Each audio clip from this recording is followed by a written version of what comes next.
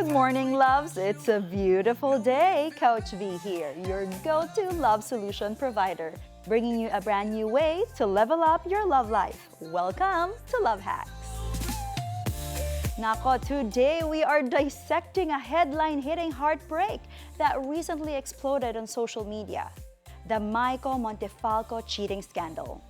This isn't just a TikTok drama, it's a reflection of many real-life relationships. Let's get into it. Here's the short backstory for those who missed it. Meiko, a vlogger and content creator, publicly revealed that her husband, Patrick, allegedly cheated on her again after already being forgiven. In her words, "Pinatawad ko po, pero niloko ulit ako." The video went viral, but beneath the views is a deeper pain shared by millions. Why do cheaters do it again and again, and why will they likely never change? Let's talk about it. Let's break it down, Lavza. Why are cheaters often chronic liars? Yun yung mas masakit. According to Dr. Robert Weiss, people who cheat frequently lie not just to you, but to themselves too. They minimize guilt by rewriting the story. They say, "I got her a treadmill, but she's too lazy to work out. We were already drifting." Or the best lie, "I'm single."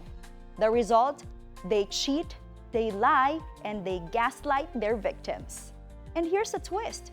Some cheaters keep talking to you like nothing happened. Yung kinabukasan, they call, they text, they're sweet, they tell you, "I miss you, baby," as if your heartbreak was just a phase. Why? Because pretending it didn't happen makes them feel less guilty. It keeps you confused long enough for them to do it again. And it doesn't mean that they care, no? It's calculation. Meanwhile, you suffer. Ito na nga, my love. Studies show that betrayal trauma can cause the following: PTSD symptoms to the victims, sleep disorders, anxiety and depression, even immune system breakdowns. And this is what's scary of all. No? That's not all. Dr. Gail Wyatt from UCLA warns that women with unfaithful partners face higher risk of STDs and reproductive health issues. So, my loves, if your body's been breaking down, your anxiety spiking, and your sleep's a mess, it's not just your hormones, it's them. Pao and Anne, how do you feel about this? Did you see the risk of what a man or a woman could happen when their partner is cheating? Yeah, I mean, like, para sa akin, just looking at the list here, ito, yung PTSD, sleep disorders, anxiety, depression, and immune system breakdowns, I think I don't like to say the fact that medyo familiar tayo with that situation, or at least it's something na di nakakagulat na ito yung mga health risks. Yeah, health risk from the trauma, no? Right. How do you feel about It is trauma. this? I think the perfect word to describe it is trauma. It really is traumatic, especially if you have forgiven the person once and then he does it again and again. It's like, reliving the pain all over again after you heal from the first mistake, and then paulit-ulit lang, right? That's true. And sometimes the question here is, why do we stay? Right? Yun ang yung ultimate question. Minsan ang hirap to let go because maybe they're married na. Yeah, I was gonna say, baka kasal. Oo, kapag kasal na kasi. Or may anak. But, di ba, I don't know, are there parang legal implications? Maybe later we can talk about that. Pero maybe we'll kasi, talk about not because kasal ka na, parang pwede na. Does that give you a pass na, sige, patawarin kita every time you make mistakes, di ba? I don't know. Nako, nakakatakot nga, sabi nila, the marriage or the wedding does not stop the red flag. Sometimes dun mo pa na-highlight. No? And looking at the list kanina, if you really love somebody, would you want them to suffer all those diseases? Oh my God. But let's ask, why do they cheat? Here's why they cheat and why you should not give them another chance. Sa'yo, number one, cheating is a character defect, not a one-time mistake. Serial cheaters are chronic liars. They don't just slip. They strategize, they rehearse their excuses, they recycle their apologies. They know exactly what they're doing. Number 2, stop blaming the third party. They didn't wreck your home, your partner did. If your lover cheats, the third party isn't your enemy. It's the person in your bed. They're the one who made the promises, not the other one, no? And third, most cheaters aren't even worth the tears. Nako, matatawa kayo. Many of them are neither good-looking nor successful. The cheating stems from deep insecurity, that's why. It was their manipulation that made you think they were a catch when in fact, they're just a clown. So, if you've been cheated on, here's how not to lose twice, my loves. Number 1, recognize that charm is their camouflage. Cheaters often have narcissistic traits. They'll cry, hold your hand, make you believe that they're really sorry, but they're not. They're just scared they got caught. Number 2, block your brain, not your ego. Every message you entertain is another thread of control. Silence is not revenge. Silence is safety. Kaya block nyo na yan. Don't message and never unblock them again. Because they don't need closure. They need consequences. And 3, guard your self-worth like a fortress, my love. Liars believe their own lies. If you don't know your value, they'll rewrite your reality. Lalapit na naman sa inyo at magpapaawa. That's why you should go out of the circus now and only give your time now to a man or woman with real integrity. Again, loves, guard your self-worth like a fortress. But you know what? Being cheated on is never your fault. Please believe that. But staying emotionally tethered to a man or woman who broke you, that's how you let them win twice or many, many times. Kasi guess what? A cheetah doesn't change its spots, and neither does a cheater.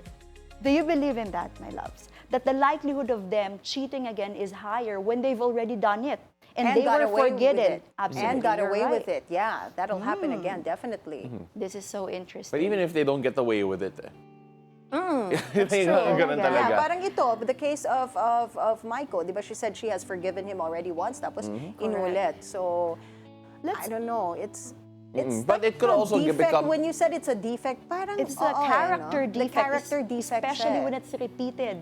But if it's it could, not just done it could once. also become serious, especially from a legal point of view. Diba? Actually, that's the right, reason why we do have an extra guest here coming Absolutely. up, coming up as well.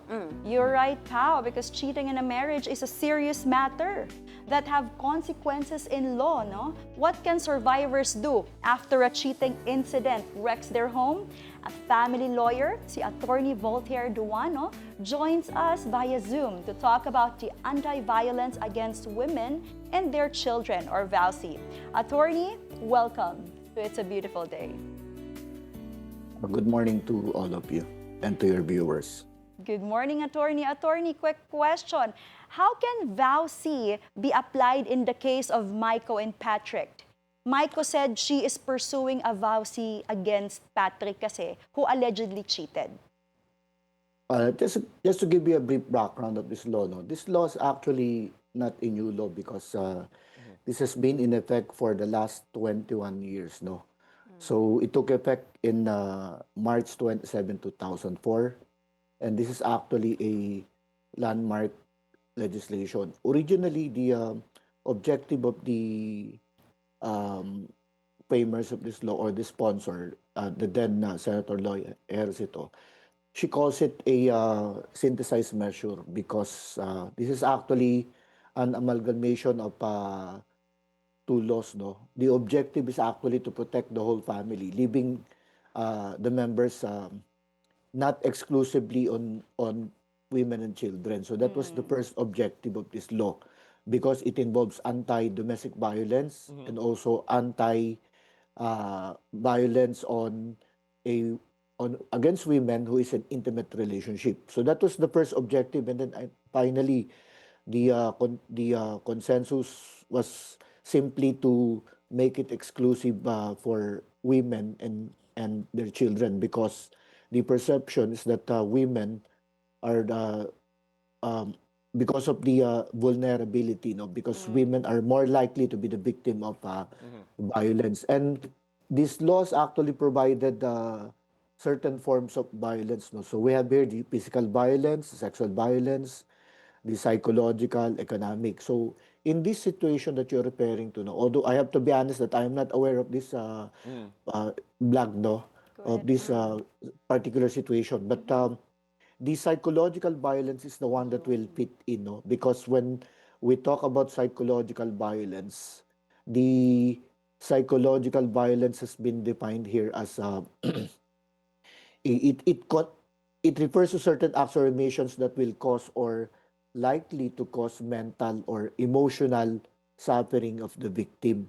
So this can be committed on certain actions like there would be intimidation, harassment, stalking, damage to the property, a public ridicule, repeated verbal abuse, and of the so-called marital infidelity. But if you take a look with the provision of law, what was used here was mental infidelity, but I think this is only a typo error, but we cannot change it anymore because that was what the law provides.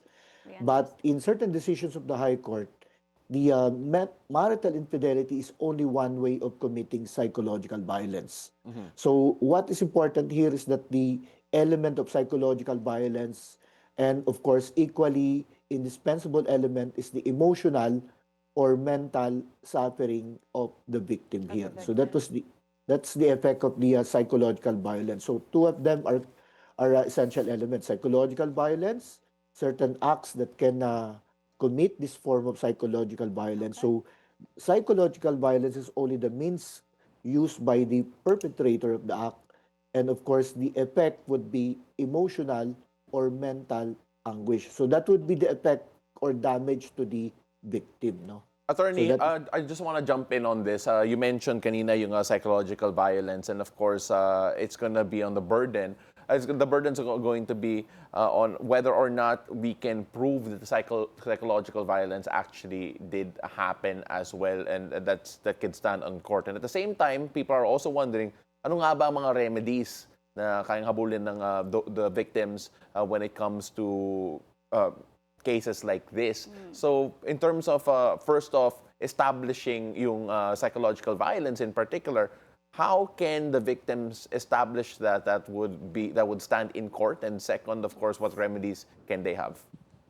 all right. So the psychological violence, there are certain acts that has to be established. Like, of course, one way to commit psychological violence is through marital infidelity.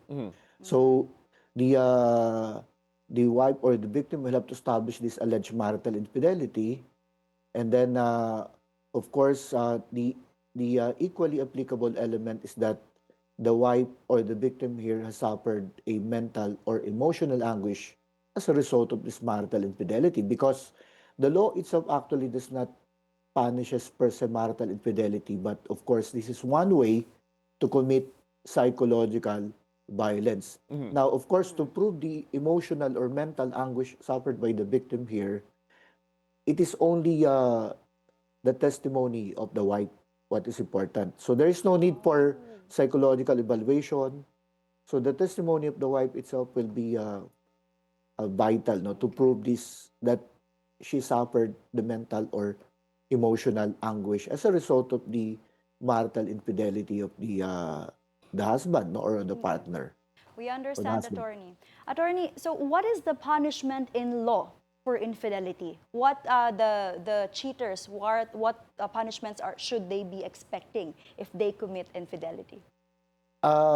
Psychological violence, no, by way of marital infidelity, the penalty provided by law is that there are three. No, the first is the arresto mayor. That would range from 1 month to 6 months, and then the second, the